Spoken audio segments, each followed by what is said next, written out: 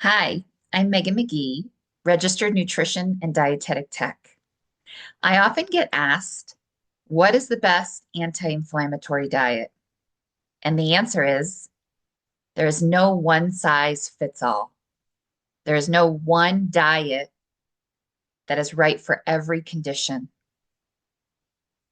When I think of inflammation, one of the main foods I recommend eliminating is often gluten.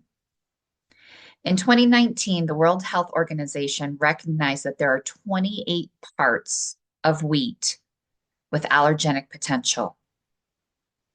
In mainstream world, if we're testing at all, there's typically three tests we might look at. We might look to see if there's an allergy. We might look to see if there's an intolerance. We might look to rule out celiac, autoimmune, gluten intolerance.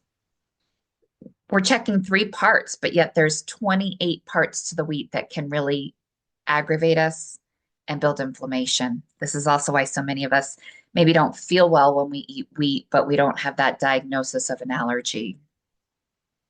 I work with so many clients for Hashimoto's. Hashimoto's is autoimmune thyroid. And an Italian study found that 29% of gluten sensitive subjects developed Hashimoto's. Hashimoto's is the most common autoimmune in the US and in the world. And so, yes, as I work with my Hashimoto's clients, I often recommend that they eliminate gluten. I often recommend that they eliminate soy as well. Soy is very controversial. Soy is an estrogen based food and can dysregulate our hormones. Soy has goitrogens, which can interfere with the body making TSH, your thyroid stimulating hormone. Gluten and soy are two foods I typically recommend someone with Hashimoto's eliminates.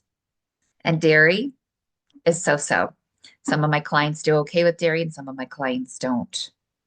But it's not just as black and white as eliminate these foods and your inflammation is gone.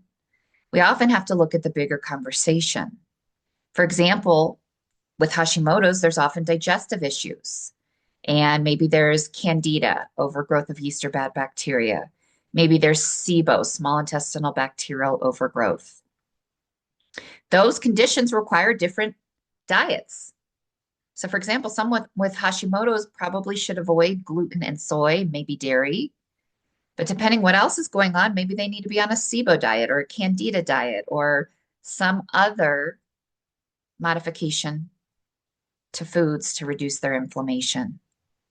That is the essence of the work that I do. I love playing Sherlock Holmes to help my clients figure out what do we need to do as individuals to reduce inflammation and to get our health back on track.